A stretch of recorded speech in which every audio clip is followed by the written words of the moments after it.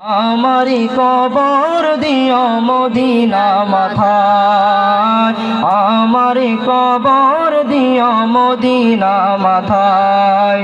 আরে মোর জানাজা পড়াই যেন, মোর জানাজা পড়াই যেন কামাল বাবা হক মৌলানা। আমরা মদিনার দিওয়ানা,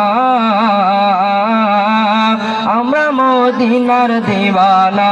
মদিনা দিলওয়ালাদের ইমানদারের ঠিকানা, আমরা মদিনার মাস্তানা,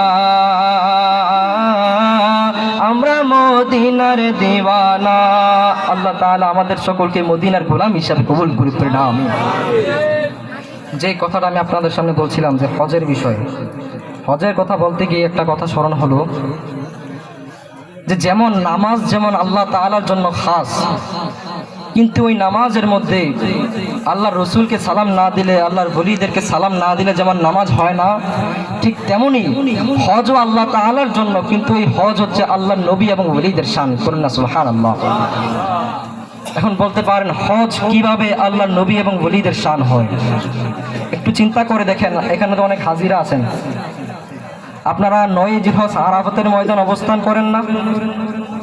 আরাফাতের ময়দানকে আরাফাতের ময়দান কেন বলা হয়? কারণ ওই জায়গায় হযরত আদম আলাইহিস সালাতু ওয়াস সালাম এবং মা হাওয়া আলাইহিস সালাতু ওয়াস সালামকে যখন আল্লাহ রাব্বুল আলামিন জান্নাত থেকে পৃথিবীতে নামিয়ে দিয়েছিলেন, দুই দেশে দুইজন, তারা বহু বছর পরে যখন একসাথে হয়েছিল, ওই জায়গাটা হচ্ছে আরাফাতের ময়দান।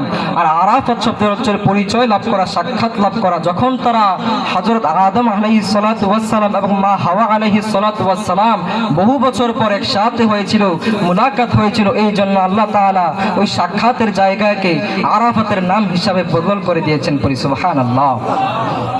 এবার একটু সূক্ষ্মভাবে চিন্তা করেন, হযরত আদম আলাইহিস সালাতু ওয়াস সালাম কিন্তু আল্লাহ তাআলার নবী, ঠিক কি না? কিন্তু মা হাওয়া আলাইহিস সালাম কি আল্লাহ তাআলার নবী ছিলেন? তিনি কে? তিনি ছিলেন আল্লাহর ওলিয়া। নবীর সাথে ওলির